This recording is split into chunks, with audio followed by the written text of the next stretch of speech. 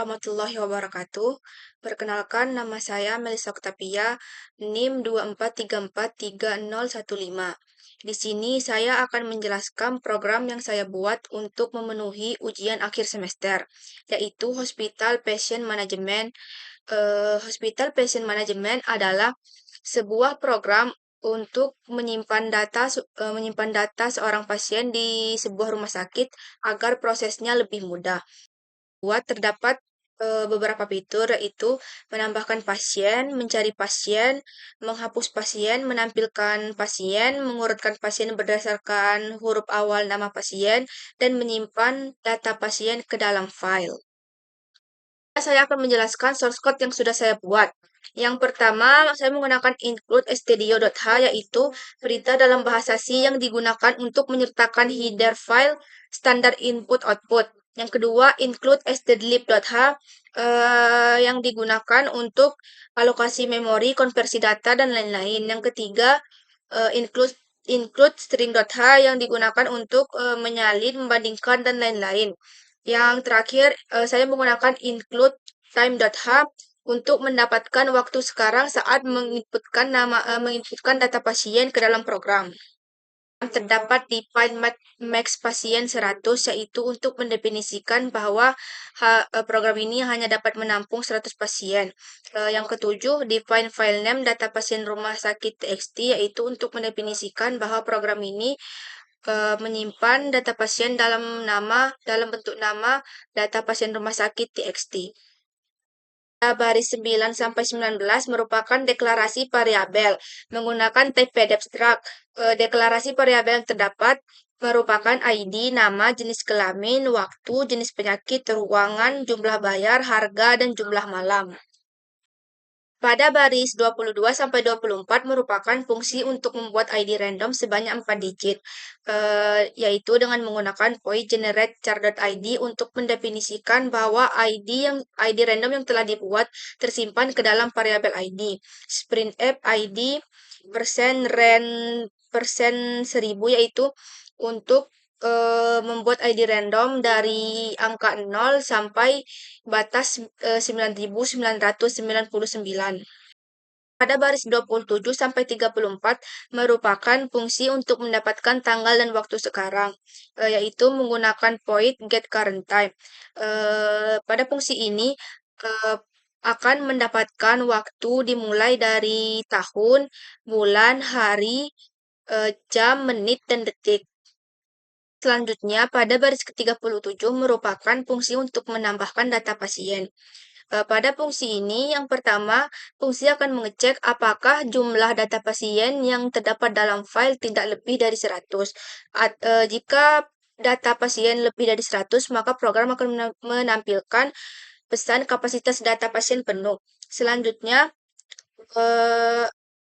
program akan menampilkan ID random yang sudah dibuat oleh fungsi tadi.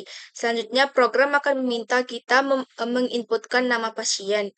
Selanjutnya, program akan meminta kita menginputkan jenis kelamin pasien yang terdiri dari laki-laki atau perempuan. Selanjutnya, program akan meminta kita menginputkan jenis penyakit pasien. Dan selanjutnya, program akan meminta kita menginputkan ruangan pasien. Pada ruangan pasien, saya membuat 3 pilihan ruangan, yaitu kelas bawah dengan harga 50 per malam, kelas menengah dengan harga 80 per malam, dan VIP dengan harga 100 per malam. Lalu program akan meminta kita memasukkan pilihan dari 1 sampai 3. Di sini saya juga menggunakan switch case pada fungsi menambahkan data pasien. Selanjutnya, jika kita sudah memilih dari 1 sampai 3 ruangan tadi, program akan meminta kita untuk menginput jumlah malam selama dirawat. Lalu, jika kita sudah menginput jumlah malam, program akan menghitung biaya yang kita bayar selama di rumah sakit tersebut dengan rumus harga dikali jumlah malam.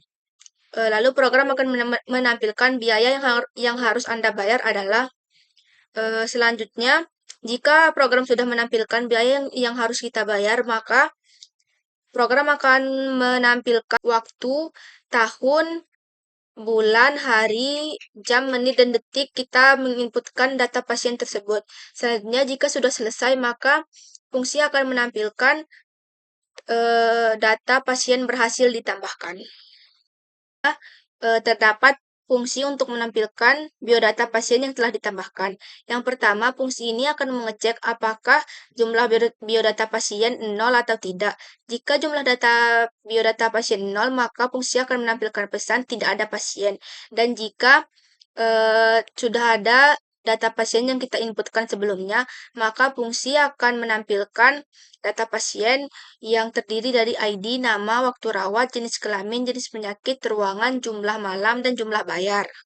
Selanjutnya merupakan fungsi untuk menyimpan file yang telah diinputkan.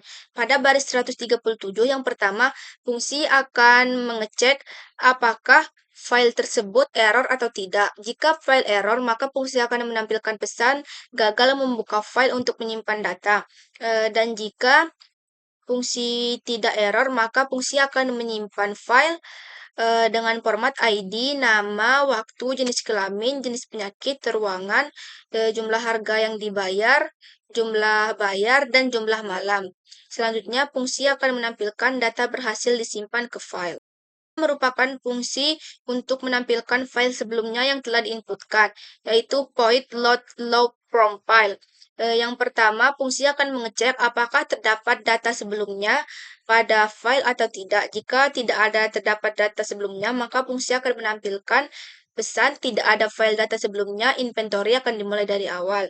Dan selanjutnya, jika eh, data yang sebelumnya ada, maka fungsi akan menampilkan data tersebut sesuai format ID, nama, waktu, jenis kelamin, jenis penyakit, ruangan, harga, jumlah bayar, jumlah malam. Merupakan fungsi untuk menghapus pasien. Yang pertama, seperti yang tadi, fungsi akan mengecek apakah terdapat jumlah data pasien atau tidak. Jika data pasien merupakan nol, maka fungsi akan menampilkan pesan tidak ada data pasien untuk dihapus. Selanjutnya, jika terdapat data pasien, maka fungsi akan meminta kita untuk menginputkan ID pasien yang akan kita hapus. Jika ID yang kita inputkan berhasil, maka pasien akan dihapus dan program akan menampilkan pesan data pasien dengan ID berhasil dihapus. Dan jika ID yang kita tuliskan salah, maka program akan menampilkan pesan pasien dengan ID tersebut tidak ditemukan. Merupakan fungsi untuk mencari pasien berdasarkan ID. Seperti menghapus pasien tadi, yang pertama fungsi akan mengecek apakah data pasien nol atau tidak. Jika data pasien nol, maka fungsi akan menampilkan tidak ada data pasien. Selanjutnya, jika terdapat data pasien, maka fungsi ini akan meminta kita untuk menginputkan ID pasien yang akan kita cari. Misalnya, jika kita sudah menginputkan ID, maka akan keluar data pasien sesuai dengan format sebelumnya. Dan jika ID yang kita inputkan salah, maka program akan menampilkan pesan pasien dengan ID tersebut tidak ditemukan. Fungsi untuk mengurutkan pasien berdasarkan nama. Pada fungsi ini, saya menggunakan algoritma bubble sort untuk mengurutkan pasien. Jika kita sudah menekan pilihan pada output program untuk mengurutkan pasien, maka akan ditampilkan pesan data pasien berhasil diurutkan berdasarkan nama. Pada baris 252 merupakan main atau untuk memulai program. Di sini juga terdapat runtime null untuk mendapatkan fungsi ID acak. Lalu load from file untuk menampilkan file data sebelumnya. Lalu integer pilihan, di sini menggunakan looping. Lalu menuliskan pilihan dari 1 sampai 7. Dan menggunakan switch case seperti pilihan di atas, yaitu data pasien baru, lihat data pasien, simpan data pasien, hapus data pasien, cari data pasien, urutkan data pasien, dan keluar. Lalu program akan meminta kita untuk memilih dari 1 sampai 7. Dan di sini juga menggunakan switch case. Di sini menggunakan looping while pilihan sama dengan 7, artinya jika pilihan belum sampai ke angka 7, maka looping akan terus berjalan. Dan jika kita memilih pilihan 7, maka program akan keluar dan berhenti. Dan diakhiri dengan return 0 untuk mengakhiri program. Baik, yang terakhir saya akan menjelaskan output dari program yang telah saya buat. Yang pertama, outputnya terdiri dari 7, yaitu data pasien baru, lihat data pasien, simpan data pasien, hapus data pasien, cari data pasien, urutkan data pasien, dan keluar. Selanjutnya saya akan memasukkan pilihan satu, enter, dan otomatis akan keluar ID randomnya, yaitu 5751. Lalu kita inputkan nama, Melisa. Lalu inputkan jenis kelamin perempuan, lalu jenis penyakit, lalu lalu program akan menampilkan pilihan ruangan. Kita harus memilih dari 1 sampai 3. Misalnya kita memilih ruangan 1. Lalu program akan meminta kita untuk memasukkan jumlah malam selama dirawat. Misalnya 2. Lalu program akan menampilkan biaya yang harus Anda bayar adalah sebesar Rp100.000 dan data pasien baru berhasil ditambahkan dengan waktu 2024 bulan 12 tanggal 28 jam 20 lewat 59 menit lewat 20 detik. Selanjutnya kita akan mencoba pilihan kedua, yaitu lihat data pasien, dan akan menampilkan data-data pasien yang sudah kita inputkan sebelumnya. Selanjutnya yang ketiga adalah untuk menyimpan data pasien yang baru kita inputkan. Dan akan keluar data berhasil disimpan ke file. Yang keempat untuk menghapus data pasien. Misalnya kita ingin menghapus dengan ID 5751. Maka akan menampilkan data pasien dengan ID 5751 berhasil dihapus. Selanjutnya kita coba ID-nya tidak kita ketahui.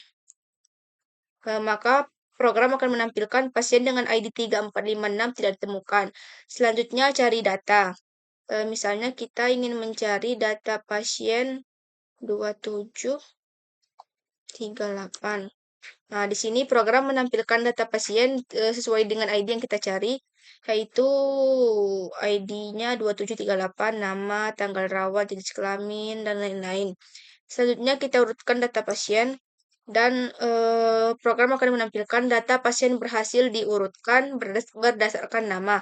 Selanjutnya kita coba.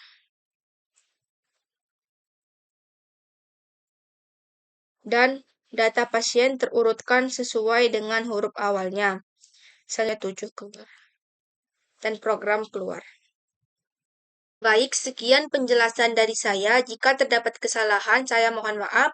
Terima kasih. Assalamualaikum warahmatullahi wabarakatuh.